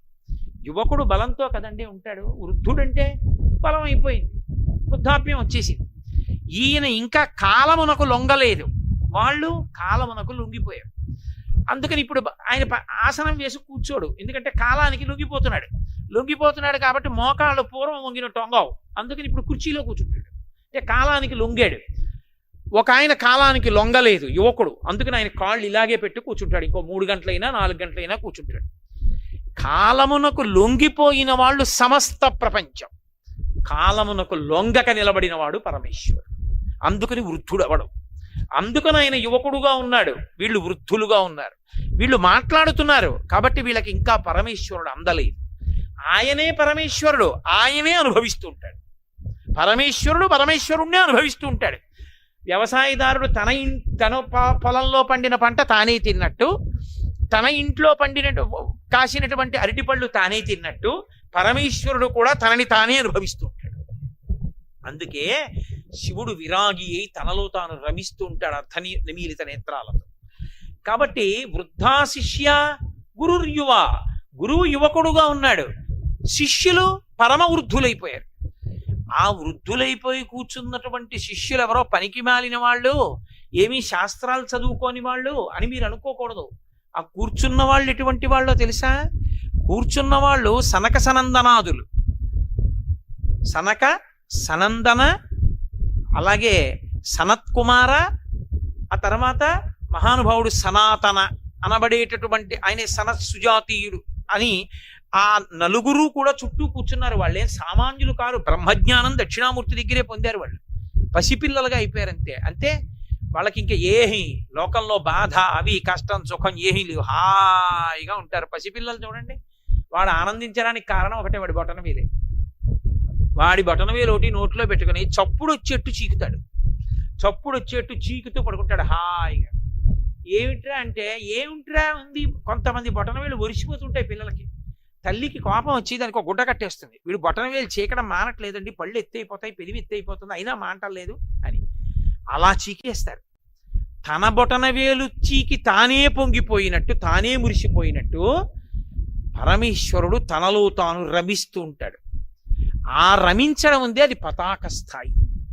వీళ్ళు ఇంకా స్థాయికి వెళ్ళలేదు, అందుకని కూర్చున్నారు. కూర్చున్నప్పుడు ఎలా కూర్చున్నారు? పరమేశ్వరుడి దగ్గర భక్తుడు ఎలా కూర్చుంటాడో గురువు దగ్గర శిష్యులు అలా కూర్చోకూడదు. గురువు గారు ఇలా కూర్చున్నారు అనుకోండి, శిష్యుడు ఇలా కూర్చోకూడదు, అభిముఖంగా కూర్చోవాలి గురువు గారికి. కూర్చుంటే గురువు గారు ఓ మాట అంటారు, సహనా వబతు సహనౌ భునక్తు సహజి అని. ఒరే నాయన, నా మనసు నీకు అర్థం అవ్వాలి, నీ హృదయం నాకు అర్థం అవ్వాలి, నీ చెప్తినది నీకు అర్థం అవ్వాలి. నీవేది పొందాలనుకుంటున్నావో నీకు అర్థమయ్యేట్టు కిందకి దిగొచ్చి మాట్లాడే శక్తి నాకు కలగాలి. సహ వీర్యం కరవావహై తేజస్వినావధీతమస్తు మా విద్విషావహై అంటాడు. అందుకని లేకపోతే గురువు స్థాయిలో మాట్లాడికి వెళ్ళిపోతున్నాడు అనుకోండి, కూర్చున్న వాళ్ళకి ఏమర్థం అవుతుంది? ఏమర్థం అవదు. గురువు గారి త్యాగం అంటే ఏంటంటే అంత కఠినమైన విషయాన్ని అంత తేలికగా అందించడానికి అంత కిందకు వచ్చేయాలి. శిష్యుడు ఏ స్థాయిలో ఉన్నాడో అంత కిందకి గురువు గారు రావాలి. ఆయనకి అవసరం ఏం లేదు, ఆయనకేం తెలియక కాదు అలా చెప్పాలని ఏం కాదు, అవతలవాడి కోసం దిగిపోతాడు కిందకి. ఈ దిగిపోవడం ఎంత దిగాలంటే అవతలవాడికి అర్థమయ్యేంత వరకు దిగాలి. అలా దిగడం నాకు రావాలి. నీ దిగడానికి ప్రయోజనం నువ్వు దిగడం కాదు, నువ్వు ఎక్కాలి. ఉరే ఇది మన ఇద్దరి మధ్య సిద్ధించాలి. అది సహనా వవతౌ సహనౌ భునక్తు సహ వీర్యం కరవావహై తేజస్వినావధీతమస్తు మా విద్విషావహై అని ప్రార్థన చేసి కూర్చుంటారు గురు శిష్యులందుకు. గురువు గారికి అభిముఖంగా శిష్యుడు కూర్చోవాలి. అంతేకాని గురువు గారు ఒక పక్కన కూర్చుంటే శిష్యుడు ఒక పక్కన కూర్చున్నాడు అనుకోండి, గురువు గారి ముఖాన్ని చూసే అవకాశం ఉండదు. ఎదురుగుండా కూర్చుని వినవలసిన సభలు కొన్నుంటాయి, పక్కకి కూర్చోవలసిన సభలు కొన్నుంటాయి. పక్కకి కూర్చోవలసిన సభలో ఎదురుగుండా కూర్చోకూడదు. గురువు గారికి ఎప్పుడూ కూడా ఓ పక్క కూర్చుని వినకూడదు, అభిముఖంగా కూర్చుని వినాలి. రాజసభ నడుస్తోందనుకోండి, ఎదురుగుండా కూర్చోకూడదు. పరిపాలనాంశ కలిగినటువంటి వాడికి ఎదురుగుండా కూర్చోకూడదు. ఎందుకని? నా విష్ణు పృథివీపతి, విష్ణువాంశ లేకుండా రాజు కాడు. రాజు విష్ణువు కాబట్టి విష్ణువుకి అభిముఖంగా ఉండకూడదు, పక్కకు ఉండాలి. అందుకే పూర్వసభలో మహారాజు ఇలా కూర్చుంటే కుడి చేతి వైపు మంత్రి సేనాని ఉంటే ఇటు కూర్చునేవారు తప్ప రాజుకి ఎదురుగుండా కూర్చునేవారు కాదు. ఒకవేళ ఏదైనా రాజుగారికి చెప్పి వెళ్ళవలసి వస్తే వెనక్కి నడవాలి తప్ప రాజుకి పృష్ఠభాగం చూపించకూడదు. రాజుని ఈశ్వరుడిగా చూసేవారు. అది సభా గౌరవం అంటే, సభా మర్యాద అంటే అలా ఉండేది. సభా మర్యాద తెలియని వాళ్ళని సభలోకి రానివ్వకూడదు. వాళ్ళకి ఆ సభలో ప్రవేశించడానికి యోగ్యత ఉన్నదా లేదా అది చూసి ప్రవేశపెట్టాలి. ఇవాళ లోకంలో అన్నిటికన్నా చాలా చవకబారు సభ ఏదంటే ఆధ్యాత్మిక సభ. అందరూ ఆహ్వానితులే అని రాస్తారు. ఎందుకు అందరూ ఆహ్వానితులు? ప్రతి పనికి మాలిన వాడు ఎందుకు అక్కడికి? ఇంట్లో ఏమీ కాలక్షేపం లేదు కాబట్టి పిల్లల్ని తీసుకొచ్చి అక్కడ కూర్చుని సెల్ ఫోన్లు నొక్కి ఇవ్వడానికే. అందుకు కాదు ఆధ్యాత్మిక సభలో. నువ్వేమైనా తెలుసుకోవడానికి ఉత్సాహం ఉంటే వచ్చి కూర్చోడానికి. అందరూ ఆహ్వానితులు కారు, జిజ్ఞాసువులే ఆహ్వానితులు. ఎవరు ఏమనుకున్నా అంతే. అందుకని ఎవరు అర్హులో వాళ్ళ కోసమే, మంది కోసం చెప్పరు ఆధ్యాత్మిక సభలో. ధరించాలన్న తాపత్రయం ఉన్న ఒక్కడు చాలు. అందుకే భాగవతాన్నంతటినీ ఒక్క పరీక్షిత్తు కోసమే చెప్పాడు శుకుడు. భగవద్గీతనంతటినీ ఒక్క అర్జునుడి కోసమే చెప్పాడు కృష్ణ పరమాత్మ. ఆదిత్య హృదయాన్నంతటినీ ఒక్క రాముడి కోసమే చెప్పాడు అగస్త్యుడు. తప్ప ఎంతమంది వస్తారండి దాన్ని బట్టి చెప్తానని అడిగాడంటే అసలు వాడు కూర్చుని చెప్పే అధికారం లేదు. అసలు వాడిని పిలవకూడదు సభకి, ఎందుకంటే వాడికి అసలు చెప్పే అధికారం లేదని గుర్తు. సభలో కూర్చున్న వాడికి ఆ మర్యాద లేనప్పుడు వాడికి ఆ సభా ప్రవేశం చేసే అధికారం లేదని. కాబట్టి శిష్యులు కాబట్టి గురువు గారికి అభిముఖంగా కూర్చున్నారు. కానీ మనం ధ్యాన మందిరాన్ని నిర్మాణం చేశామనుకోండి, అలా పెట్టాం. ఎందుకు పెట్టామో తెలుసా? అటువంటి మహానుభావుల పృష్ఠభాగాలు మనం చూడవలసి వస్తుంది. అందుకని ఏం చేస్తామంటే కొంచెం ఏటవాలుగా పెడతారు. అంటే పూర్తిగా గురువు గారికి పక్కకి వెళ్ళిపోకుండా, పూర్తిగా ముందుకి కాకుండా, కొద్దిగా ఇలా ఇలా ఇలా వచ్చేటట్టు పెడతారు. అంటే గురువు గారి వైపే చూస్తున్నట్టు. ఇప్పుడు మీరు ఒకటి గుర్తుపట్టండి, దక్షిణామూర్తి ఎటు చూస్తున్నారు? దక్షిణాన్ని చూస్తారు. లోకంలో ఏ మూర్తి దక్షిణాభిముఖం కావు. ఒక్క దక్షిణాభిమూర్తి దక్షిణాన్ని చూస్తారు. విష్ణు స్వరూపాల్లో శ్రీరంగనాథుడు చూస్తాడు దక్షిణ లంకని. కాబట్టి ఆయన దక్షిణాన్ని చూస్తూ ఉంటారు. మర్రి చెట్టు పుట్టి మర్రి చెట్టు కింద దక్షిణాభిముఖంగా పెట్టేటట్టుగా అవకాశం దొరికిందనుకోండి, అదృష్టం మనకి పట్టింది ఇక్కడ నారకొండం దగ్గర. కాబట్టి ఇప్పుడు ఆయన దక్షిణాన్ని చూస్తే శిష్యులు ఎటు చూస్తారు? ఉత్తరాన్ని చూస్తారు కదా. గురువు గారు దక్షిణాన్ని చూస్తున్నారు, శిష్యులు ఉత్తరాన్ని చూస్తున్నారు. ఇప్పుడు ఏమైంది? పెద్ద పెనుమార్పు వచ్చేసింది. అసలు ఆ కూర్చోవడంలోనే ఒక పెనుమార్పు వచ్చేస్తుంది. ఏమిటా మార్పు అంటే, ఈ జీవులందరి ప్రయాణాలు దక్షిణ దిక్కుగా వెళ్ళిపోతూ ఉంటాయి. పైకి కనపడవు, కానీ జీవులందరూ కూడా ప్రయాణంలో దక్షిణ దిక్కుకు వెళ్ళిపోతూ ఉంటారు. దక్షిణ దిక్కుకు వెళ్ళిపోవడం అంటే అర్థం ఏంటంటే, ప్రతి ఊరికి శ్మశానం దక్షిణ దిక్కునే ఉంటుంది. దక్షిణాన యమధర్మరాజు గారు ఉంటాడు. అందుకని దక్షిణ దిక్కుకు వెళ్ళిపోతున్నాడంటే, ప్రత్యాయంతికతాహ పునర్న దివసాహ కాలో జగద్భక్షక అంటారు శంకరాచార్యులు వారు. ఒక రాత్రి ఒక పగలు అయిపోతే దక్షిణ దిక్కుకి నడక దగ్గర అయిపోతూ ఉంటాడు. దగ్గరగా వెళ్ళిపోతే ఏదో ఒక రోజున ఉసురు తీయవలసిన వాడు తీసేస్తాడు. అప్పుడు ఆ శరీరాన్ని ఏం చేస్తారు? దక్షిణ దిక్కున ఉన్న శ్మశానంలోనే బ్రహ్మాండంలో కలిపేస్తారు. దక్షిణ దిక్కుకి వెళ్ళిపోయినంత కాలం అర్థం ఏమిటంటే మళ్ళీ వస్తాడని గుర్తు. మళ్ళీ పుడతాడు. పాపపుణ్యాలు ఉన్నాయి కాబట్టి మళ్ళీ పుడతాడు. ఉత్తర దిక్కుకి వెళ్ళిపోయాడు అనుకోండి, ఇక పుట్టడని గుర్తు. అందుకే అయోధ్య ఉత్తరాన్ని ఉంటుంది. పుష్పక విమానాన్ని రావణాసురుడు తెస్తే ఉత్తరాన్ని నుంచి దక్షిణానికి తీసుకొస్తాడంటే భోగాలను అనుభవిస్తాడని గుర్తు. భగవద్జ్ఞానాన్ని సముపార్జన చేయడు. పట్టాభిషేకానికి విమానం వెళ్ళిపోతోందని గుర్తు ఏమిటంటే, లంక నుంచి అయోధ్య వెళ్ళిపోయి అక్కడి నుంచి కుబేరుడి దగ్గరికి వెళ్ళిపోతుంది. అంటే ఉత్తర దిక్కుకు ప్రయాణం చేస్తుంది పుష్పక విమానం. పుష్పక విమానం ఉత్తర దిక్కుకి వెడితే రాముడు ఉంటాడు. పుష్పక విమానం దక్షిణ దిక్కుకు వస్తే రావణుడు ఉంటాడు. అప్పుడప్పుడు వెళ్ళలేదా అండి అంటే పక్కన పెట్టండి. ప్రధానంగా పుష్పక చలనం ఎంతమంది ఎక్కినా ఒకళ్ళకి చోటు ఉంటుంది. ఎంతమంది ఈశ్వరుడు గురించి తెలుసుకుంటానన్న వాడికి ఇంకోటికి చోటు ఉంటుంది. అందుకే చైత్రమాసం వసంత నవరాత్రుల్లో శ్రీరామ పట్టాభిషేకం అందుకు చెయ్యాలి, అందుకు చేస్తారు. ఎంతమంది ఎక్కినా చోటు ఉంది. ఉత్తర దిక్కుకు ప్రయాణం మొదలుపెట్టని గుర్తు. అంతేగాని ఎందుకు చేస్తున్నామో తెలియకుండా పట్టాభిషేకాలు చేయకూడదు. ఉత్తినే లైవ్ టెలికాస్ట్లు ఇవ్వడానికి పట్టాభిషేకాలు చేయకూడదు. పట్టాభిషేకాలు ఎందుకు చేస్తున్నామో తెలుసుకుని పట్టాభిషేకం చేయాలి. అప్పుడు మార్పు. ఉత్తరానికి తిరిగి ఎందుకు కూర్చుంటారంటే, దక్షిణామూర్తి శిష్యులు, గురువు గారు దక్షిణం చూశాడు. ఎందుకు చూశాడు? ఆయనకి భయం లేదు. ఆయన్నికి దక్షిణం ఏం చేయలేదు. ఎందుకు చేయలేదు? ఆయన మృత్యుంజయుడు.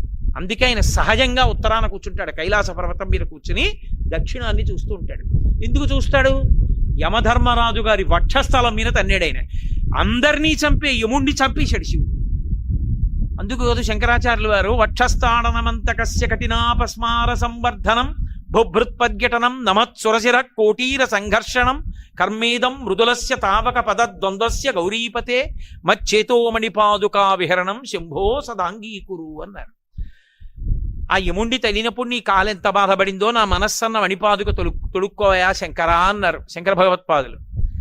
ఉత్తర దిక్కు వంక మనం చూశామంటే మృత్యుంజయుణ్ణి చూస్తున్నాం. మృత్యుంజయుణ్ణి చూస్తున్నాం కాబట్టి ఇదే చిట్ట చివరిసారి శరీరం శ్మశానానికి వెళ్ళడం. ఇక శరీరం వెళ్ళదు అంటే ఇక పుట్టడం. ఇక పుట్టకపోవడం దేని వల్ల సాధ్యం? జ్ఞానము వలన సాధ్యం. జ్ఞానము వలన ఏం తెలుస్తుంది? శరీరం నేను కాదు, ఆత్మ నేను అని తెలుస్తుంది. ఆత్మ నేను అని తెలియగానే అది ఎక్కడికి వెళ్ళదు కాబట్టి ఇక బెంగలేదు. పోయేది పోకుండా ఆగదు కాబట్టి బెంగలేదు. ఏడవడానికి కారణం లేదు. నాను శోచంతి పండితాహ. కాబట్టి ఏడవడానికి కారణం ఏముందిరా అని అడిగాడు గీతాచార్యుడు. అందుకే ఉండని దేహం గురించి ఏడిస్తే ఉంటుందా? పోని ఆత్మ గురించి ఏడవకుండా ఉంటే మాత్రం పోకుండా ఉంటుందా? నువ్వు ఏడిచినా ఏడవపోయినా ఆత్మ ఉంటుంది. నువ్వు ఏడిచినా శరీరం పోతుంది. ఇంకా దేనికి ఏడుస్తున్నావు అని అడిగాడు. ఎంత ప్రశ్న నిజంగా. అది జీర్ణమైతే ఏడుపు పోతుంది. అందుకని ఉత్తరానికి శిష్యులు చూస్తారు, దక్షిణానికి గురువు గారు చూస్తారు. మరి గురువుగారు దక్షిణాన్ని చూడొచ్చా అండి? గురువుగారికి ఆత్మ నేను, శరీరం నేను కాదని తెలిసిపోయింది. ఆయన అలా రమించగలడు కాబట్టి ఆయన దక్షిణాన్ని చూస్తుంటాడు, దక్షిణామూర్తి. అందుకే అటు చూస్తున్న ఆయన ఉత్తరంగా మనం చూస్తే మనకి కూడా ఏ భయం ఉండదు. బాహ్యంలో కోరికలు తీరుతాయి, ఆంతరమునందు ఎన్నో యజ్ఞాలు యాగాలు చేసినటువంటి దాని వలన వచ్చినటువంటి ఫలితం ఈశ్వర కృప జ్ఞానము దేని వలన వస్తాయంటే దక్షిణామూర్తి ఉపాసన వలన వస్తాయి. అందున చిత్రం ఏమిటో తెలుసా? మీకు ఏ స్వరూపంలోనూ కూడా సాధారణంగా పరమశివుడు లింగస్వరూపిగా ఉంటాడు. ప్రతి దేవాలయంలో ఒక్క అసుర సంధ్య వేళ దాటిపోతే కవచం పెట్టేస్తారు. శివలింగానికి కవచం పెట్టేశారు అంటే శైవాగమంలో అర్థం ఏమిటంటే నంది శృంగాల్లోంచి చూడవద్దు అని. తప్ప మీకు పాదాలు కనపడతాయా? కనపడవు. పరమశివుడి ఆవిర్భావమూర్తి అని ఒకటి ఉంటుంది. శివలింగం దేవాలయం వెనకాతలు ఉంటుంది, గోడలో పెడతారు ఆవిర్భావలింగం అని. దానికి శివలింగాన్ని చించుకుని ఒక మూర్తి ఉంటుంది. దాని తల కనపడదు, పాదాలు కనపడవు. అది మహాశివరాత్రి నాడు వెలిసినటువంటి జ్యోతి స్తంభంలో ఉన్నటువంటి పరమశివుడు కాబట్టి ఆయన పాదాలు కనపడవు ఎప్పుడు. అసలు నిజానికి పరమశివుని పాదములు దర్శనం కావు, విష్ణువు పాదములు దర్శనము కాకుండా ఉండవు. విష్ణువు పాదాలు ఎప్పుడూ దర్శనం అవ్వాలి, శివుడి పాదాలు దర్శనం కావు. అటువంటి పరమశివుని యొక్క పాదాలు దర్శనం చేయడానికి అవకాశం ఒక్క దక్షిణామూర్తి గాని. ఎందుకని? ఒకటే కారణం, సంప్రదాయ శిష్యుడు పాదం పట్టుకోవడానికి గురువు గారు తిరస్కరించారు. అసలు మంత్రోపదేశ ప్రక్రియ ఎక్కడ ప్రారంభం అవుతుందంటే గురువు గారు తన పాదం చాపుతాడు, చాపితే శిష్యుడు ఒక్క పాదాన్నే పట్టుకుంటాడు. ఒక్క పాదాన్ని గట్టిగా పట్టుకుని తల ఉంచి తను పట్టుకున్న చేతుల మీదే తన తల ఉంచుతాడు. ఉంచి భోరున ఏడుస్తాడు, ఇన్ని జన్మలెత్తాను గురువుగారు, ఇన్నాళ్ళకి దొరికింది మీ పాదం, నన్ను అనుగ్రహించండి అని అడుగుతాడు. అందుకే విదితాకి లశాస్త్ర సుధా జలధే మహితోపనిషత్కదితార్థనిధే అంటే కిందకు వంగి ముట్టుకుంటాం జగద్గురువుల పాదాన్ని, ఎక్కడుంటే అక్కడే ఉన్నాయని. గురువుగారి పాదం పట్టుకుంటే గురువుగారు ఉపదేశం చేస్తారు. గురువుగారు శిష్యుణ్ణి ఎంతో అనుగ్రహిస్తే, తనిచ్చిన మార్గంలో పండుతున్నాడనిపిస్తే గురువు తన పాదాన్ని తల మీద పెడతాడు, శిష్యుడి తల మీద. అందుకని గురువు గారు శిష్యుడికి పాదం కనపడకుండా అట్టే పెట్టకూడదు, కనపడాలి శిష్యుడికి. సంప్రదాయ శిష్యుడు అనుకోండి, తన దగ్గర మంత్రోపదేశాన్ని పొందిన శిష్యుడు అనుకోండి, వస్తే ఆ శిష్యుడు పాదాలకి నమస్కారం చేస్తే అనుమతించాలి. అంటే గురువు గారు నడుస్తున్నప్పుడు, సభలోకి వస్తున్నప్పుడు సంప్రదాయ శిష్యుడిని నమస్కారం చేయకూడదు. సంప్రదాయ శిష్యుడికి అధికారం ఏమిటంటే గురువు గారి అనుమతి తీసుకుని ఆయన అనుష్ఠానం చేసుకున్న తర్వాత నమస్కారం చేసుకోవాలి వెళ్ళి. అది వాళ్ళకుండే అధికారం, అది వాళ్ళకుండే గౌరవం. నేను మహానుభావుడు మా గురుదేవుల్ని అలా నమస్కారం చేసుకుంటుంటా వెళ్ళి, మహానుభావుడు అలా అనుగ్రహిస్తూ ఉంటారు కూడా. ఆ కట్టుకున్న ధావళితోటే ఆ అభిషేకం చేసుకుని వచ్చిన వ్యక్తి వచ్చినట్టే కుర్చీలో కూర్చుని రారా నాయనా అని రెండు పాదాల మీద తలపెట్టి నమస్కారం చేస్తే వంగి రెండు చేతులు పెట్టి చిన్నతనంలో మా అమ్మ నన్ను ఎలా పట్టుకుందో అలా పట్టుకుని నాకు రక్ష పెడతారు. అది గురువు అంటే. ఆ గురువు గారు అలా అనుగ్రహించబట్టి మహానుభావుడు మా గురువు గారి అనుగ్రహం, అమరేశ్వర ప్రసాద్ గారి శర్మ గారి అనుగ్రహంతో 4 మాటలు చెప్పుకుంటున్నారు. కాబట్టి గురువు గురువే, గురువు పరమేశ్వర స్వరూపుడు. అటువంటి గురువు ఇబ్బంది పడకుండా చూసుకుంటూ ఉండాలి. ఎప్పుడు గురువుకి ఇబ్బంది కల్పించకూడదు, గురువుని నిగ్రహించడం, ఇబ్బంది పెట్టడం చేయకూడదు. గురువు ఎక్కడున్నా అనుగ్రహిస్తాడు. కాబట్టి ఆ గురువు పాదం కనపడాలి. అందుకే ఆయన వీరాసనం వేసి కూర్చుంటాడు. దక్షిణామూర్తిగా పరమశివుడు కుడికాలు కింద పెట్టి ఎడమకాలు పైకెత్తి మోకాలు మీద వేస్తాడు. ఒక్క రామచంద్రమూర్తి శిష్యులకి ఉపదేశం చేస్తుంటే కూర్చుంటాడు అలా.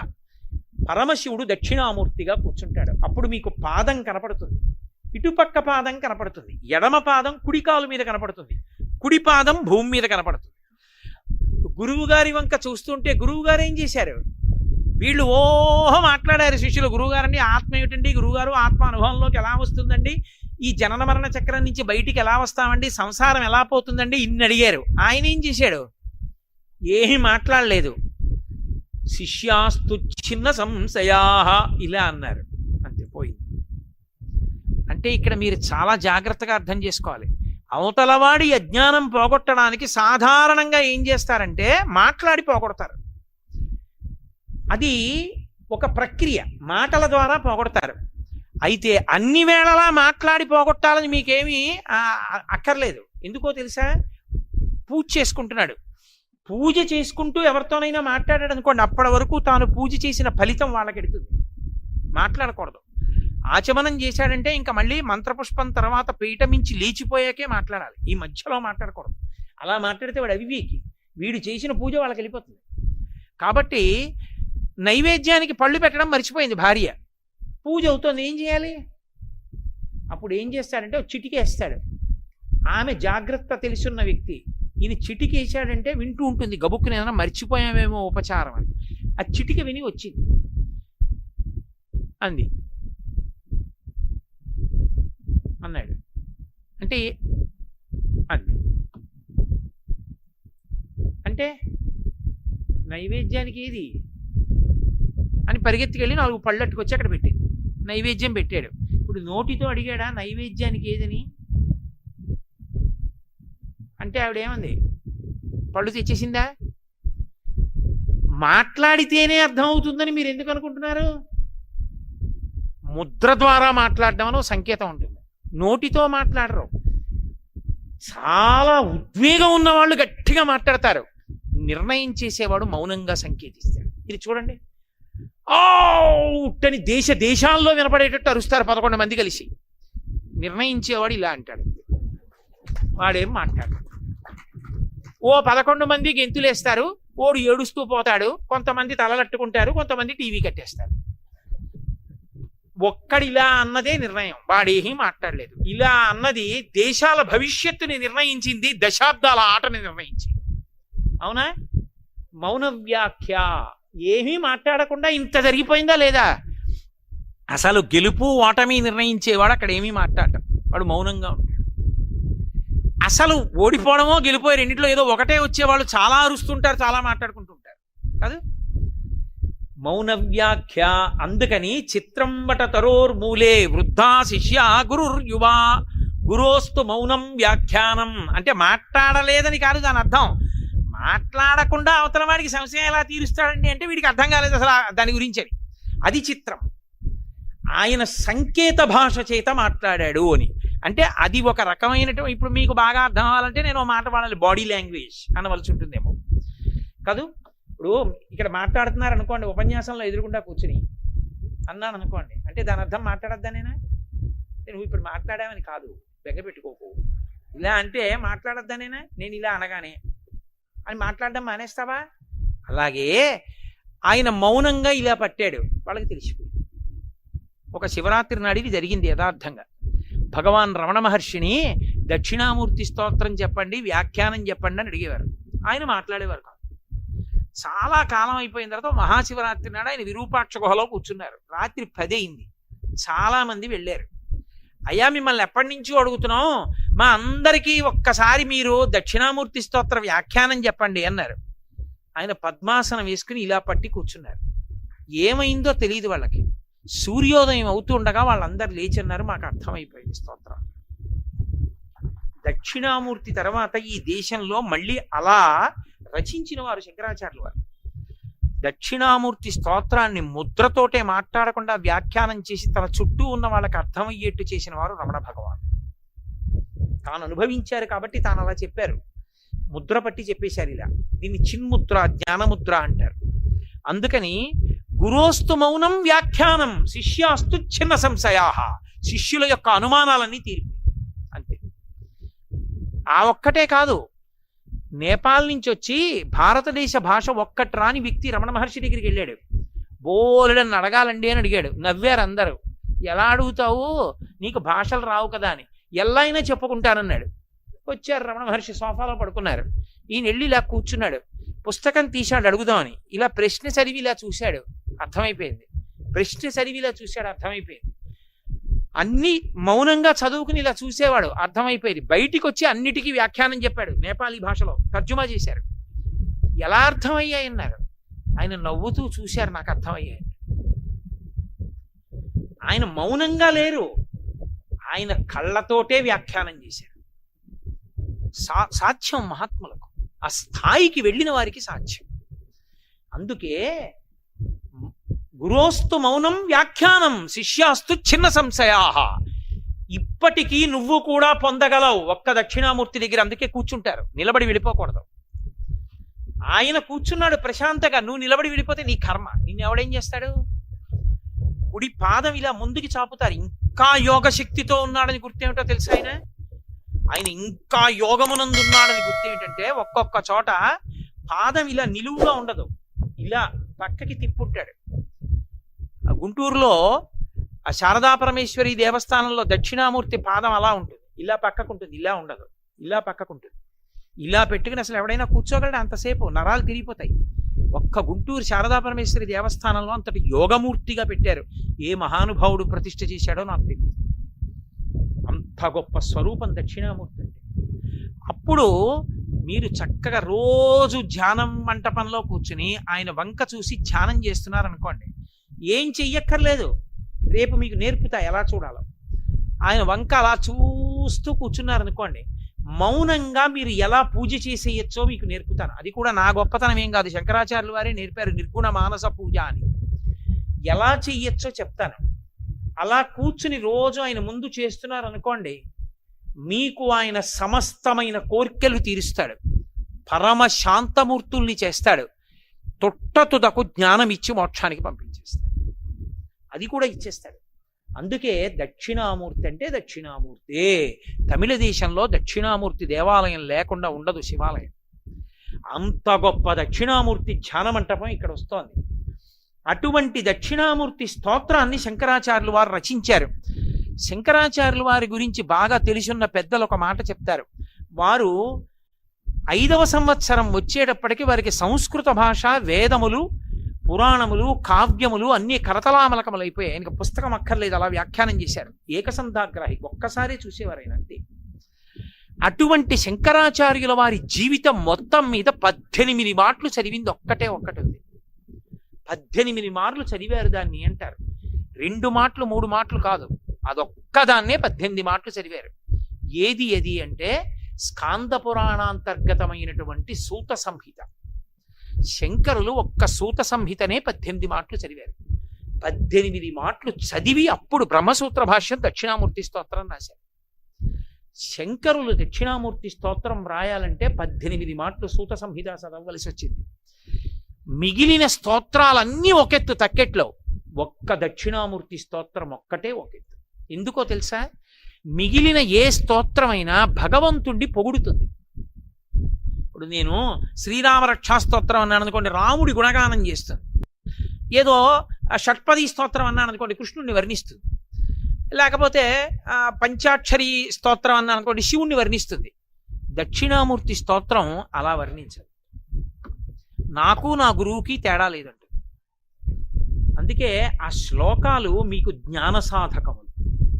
అవి కొన్ని కోట్ల జన్మలు తపస్సు చేస్తే వచ్చేటటువంటి జ్ఞానం ఆ శ్లోకాలు రోజు చదువుకోవడం వల్ల వస్తుంది. నే చెప్పట్లేదు, శంకరులు చెప్పేశారు ఆఖరి శ్లోకంలో, సర్వాత్మత్వమితి స్ఫుటీకృతమిదం యస్మాదముష్మిన్ స్తవే తేనాశ్వశ్రవణాత్ తదర్థమననాత్ ధ్యానాచ్చ సంకీర్తనాత్ సర్వాత్మత్వమితి స్ఫుటీకృతమిదం అన్నారు. ఈ శ్లోకాల్ని, ఈ స్తోత్రాన్ని, దక్షిణామూర్తి స్తోత్రాన్ని ప్రతిరోజు ఎవరైతే ఈ స్తోత్రాన్ని చదువుకుంటున్నారో, చదవడం చేత కాని వాళ్ళు, చదువుకోవడం వచ్చిన వాళ్ళు చదివితే వింటున్నారో, విని ధ్యానం చేయగలుగుతున్నారో, ధ్యానం చెయ్యలేకపోతే కనీసం పఠిస్తున్నారో, వింటున్నారో, ఇలాంటి వాళ్ళందరికీ కూడా సర్వాత్మత్వమితి స్ఫుటీకృతమిదం, ఆత్మ అనుభవంలోకి రావడమే కాదు, దానితో పాటుగా సమస్త సిద్ధులు కూడా కలుగుతాయి. ఈ ఒక్క స్తోత్రం అంత శక్తివంతమైనదని ఒక్క భోరంభంశనలో నిలోంబర మహార్నాదో హిమాంసొప్పుమాన్ అన్న శ్లోకాన్ని సగుణోపాసనం ఇచ్చారు, అష్టమూర్తి తత్వాన్ని.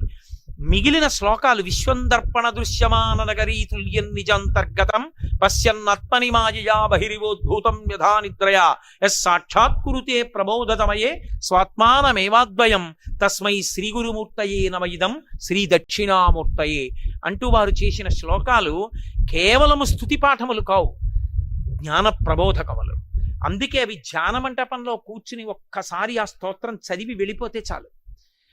దక్షిణామూర్తి యొక్క పరిపూర్ణానుగ్రహం కలిగి కొన్ని కోట్ల జన్మలెత్తవలసిన వాడు, నన్ను నమ్మండి, నాకు శంకరులు ప్రమాణం, నేను నా సొంత మాట చెప్పట్లేదు.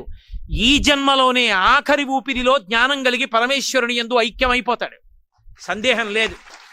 అంత గొప్ప స్తోత్రం ఈ ప్రపంచంలో వాంగ్మయం మొత్తం మీద ఉన్న ఒకే ఒక్క స్తోత్రం దక్షిణామూర్తి స్తోత్రం.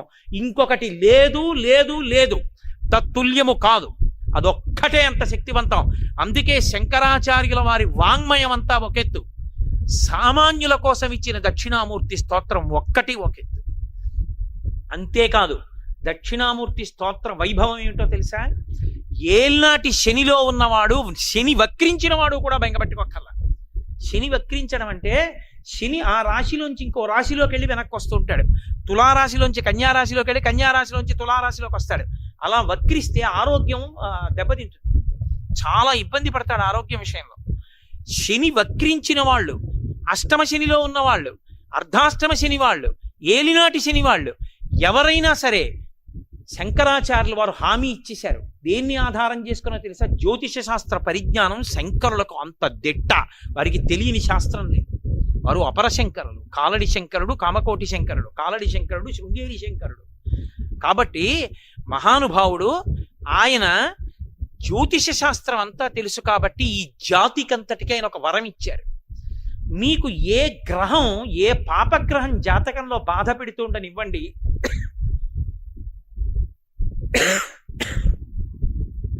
గురుగ్రహం యొక్క అనుగ్రహం మీకు ఉన్నంత కాలం మీ జాతకంలో ఇతర గ్రహములు ఏమీ చెయ్యలేవో. అందుకే జ్యోతిష శాస్త్ర పరిజ్ఞానం వేరు, జ్యోతిష శాస్త్ర పరిజ్ఞానం పౌరాణిక జ్ఞానంతో. అందుకే వేదానికి ఉపాంగం, వేదానికి ఉపాంగంగా జ్యోతిషం తెలుసుకోవడం వేరు.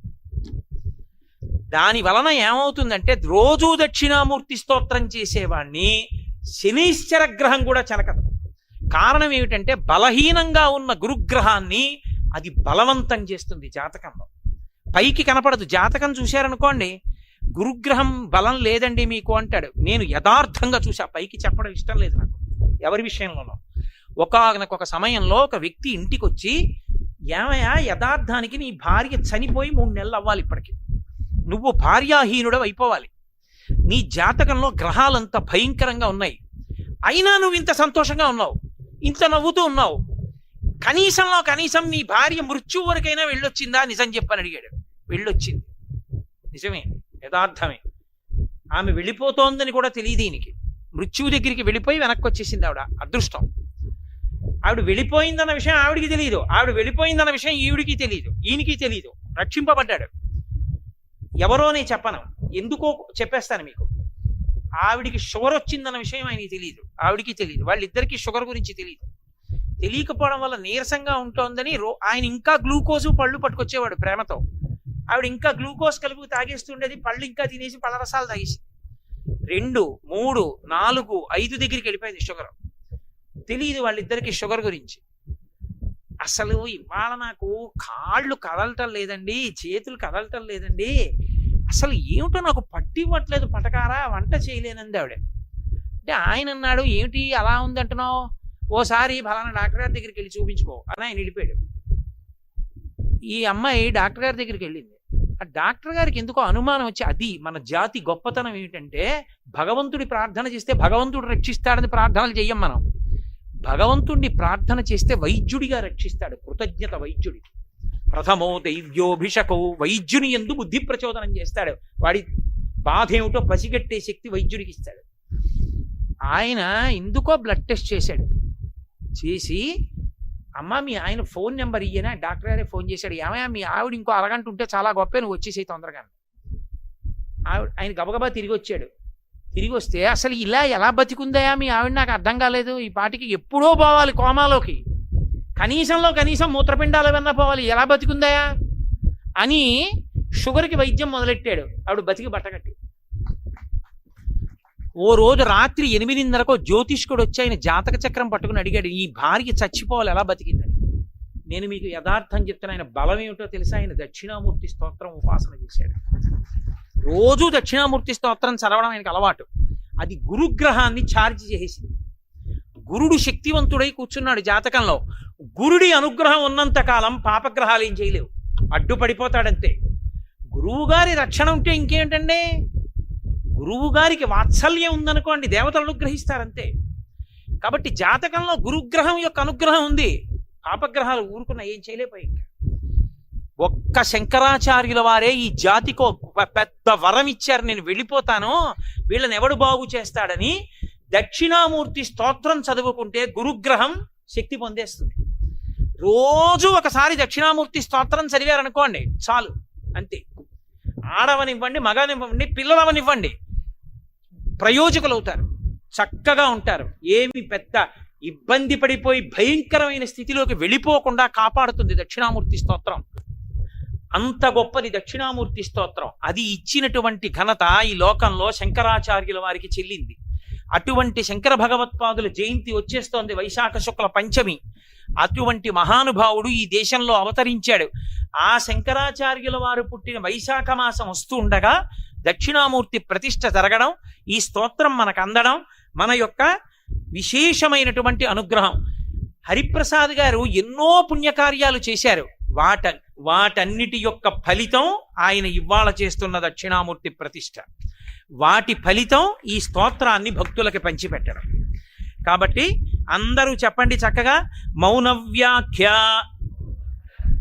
ప్రకటిత పరబ్రహ్మతత్వం యువానం వర్షిష్ఠాంతే వసదృషిగణైః ఆవృతం బ్రహ్మనిష్టైః ఆచార్యేంద్రం కరకలిత చిన్ముద్ర ఆనందరూపం స్వాత్మారామం ముదితవదనం దక్షిణామూర్తిమీడే వటవిటపి సమీపే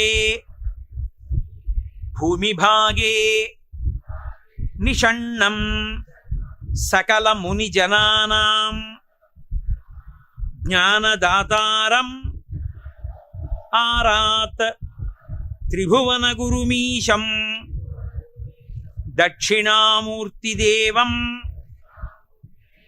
జనన మరణ దుఃఖచ్ఛేద దక్షం నమామి. చిత్రం వటతరోర్మూలే వృద్ధాః శిష్యా గురుర్యువా గురోస్తు మౌనం వ్యాఖ్యానం శిష్యాస్తు ఛిన్న సంశయాః నిధయే సర్వవిద్యానాం భిషజే భవరోగిణాం గురవే సర్వలోకానాం దక్షిణామూర్తయే నమః. ఓం నమః ప్రణవార్థాయ శుద్ధ జ్ఞానైకమూర్తయే నిర్మలాయ ప్రశాంతాయ దక్షిణామూర్తయే నమః.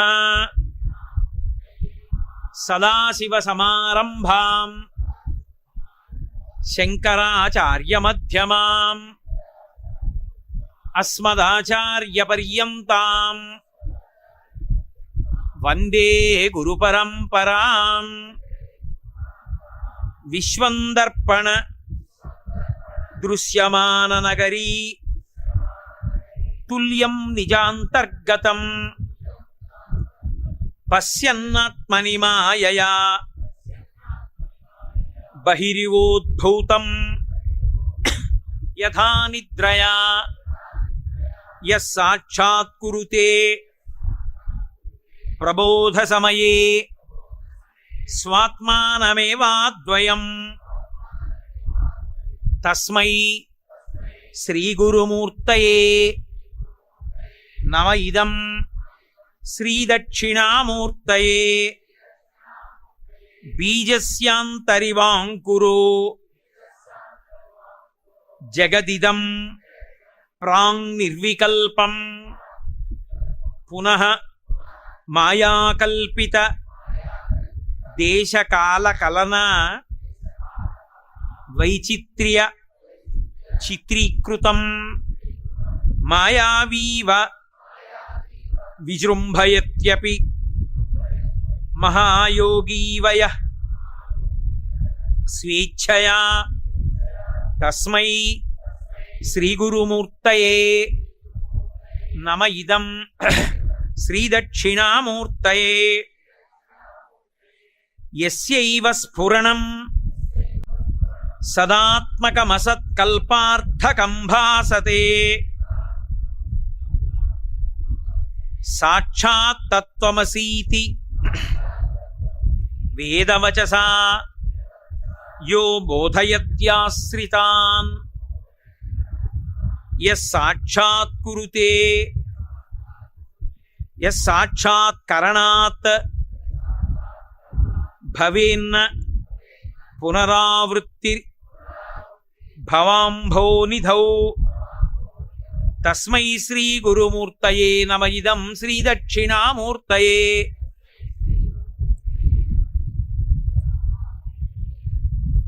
నానాఛిద్రఘటోదరస్థిత మహాదీప ప్రభాభాస్వరం జ్ఞానం యస్యతు చక్షురాది కరణద్వారా బహిస్పందతే జానామీతి తమేవ భాంత అనుభాత్యేతత్ సమస్తం జగత్ తస్మై శ్రీ గురుమూర్తయే నమ ఇదం శ్రీ దక్షిణామూర్తయే. దేహం ప్రాణమపీంద్రియాణ్యపి చలాం బుద్ధిం చ శూన్యం విదుః స్త్రీ బాల అంధ జడ ఉపస్త్వహమితి భ్రాంతా భృశం వాదినః మాయాశక్తి విలాసకల్పిత మహావ్యామోహ సంహారిణే తస్మై శ్రీగురుమూర్తయే నమ ఇదం శ్రీదక్షిణామూర్తయే. ఏది కొంచెం ఇక్కడి నుంచి కొంత తేలిగ్గానే ఉంటాయి కాబట్టి పూర్తిగా చెప్పండి. రాహుగ్రస్త దివాకరేందు సదృశో మాయా సమాచ్ఛాదనాత్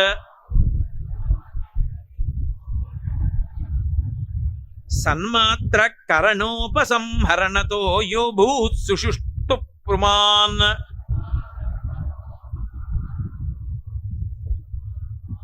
సన్మాత్ర కరణోపసంహరణతో యో భూత్ సుషుప్త పుమాన్ ప్రాగస్వాప్సమితి ప్రబోధ సమయే య ప్రత్యభిజ్ఞాయతే తస్మై శ్రీ గురుమూర్తయే నమ ఇదం శ్రీ దక్షిణామూర్తయే. బాల్యాదిష్వపి జాగ్రదాదిషు తథా సర్వాస్వస్థాస్యపి వ్యావృత్తా స్వనువర్తమాన మహమిత్యంత స్ఫురంతం సదా స్వాత్మానం ప్రకటీకరోతి భజతాం యో భద్రయా ముద్రయా. తస్మై శ్రీ గురుమూర్తయే నమ ఇదం శ్రీ దక్షిణామూర్తయే.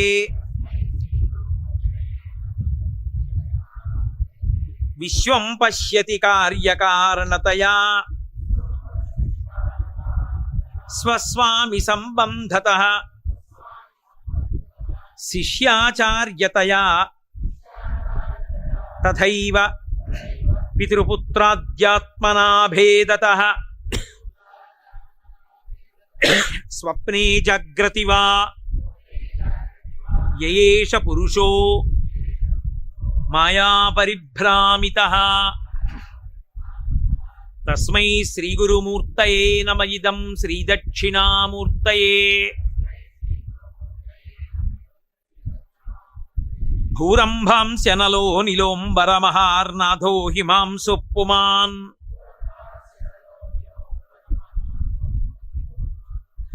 ఇత్యాభాతి చరాచరాత్మకమిదం యస్యైవ మూర్త్యష్టకం నాన్యత్కించన విద్యతే విమృశతాం యస్మాత్ పరద్వి తప్పుపడింది యస్మాత్ పరస్మాత్ విభో తస్మై శ్రీ గురుమూర్తయే నమ ఇదం శ్రీ దక్షిణామూర్తయే సర్వాత్మత్వమితి స్ఫుటీకృతమిదం యస్మాదముష్మిన్ స్తవే తేనాస్య శ్రవణాత్ తదర్థమననాత్ ధ్యానాచ్చ సంకీర్తనాత్ సర్వాత్మత్వమితి సర్వాత్మత్వ మహావిభూతి సహితం స్యాదీశ్వరత్వం స్వతః సిద్ధ్యేత్ తత్ పునరష్టదా పరిణతం చైశ్వర్యమవ్యాహతం. సర్వాత్మత్వ మహావిభూతి సహితం స్వాదీశ్వరత్వం స్వతః సిద్ధ్యేత్ తత్ పునరష్టదా పరిణతం చైశ్వర్యమవ్యాహతం. ఇందులో ఏం అపనమ్మకం అక్కర్లేదు. ఈ స్తోత్రాన్ని రోజు చదువుకున్న వాళ్ళకి అఖండమైన ఇతర విభూతులతో కలిపి ఆత్మ అనుభవంలోకి వచ్చి మళ్లీ పుట్టవలసిన అవసరాన్ని పోగొట్టుకుంటారు అని శంకర భగవత్పాదులు మనకి అభయం ఇస్తూ చేసినటువంటి అద్భుతమైనటువంటి స్తోత్రం.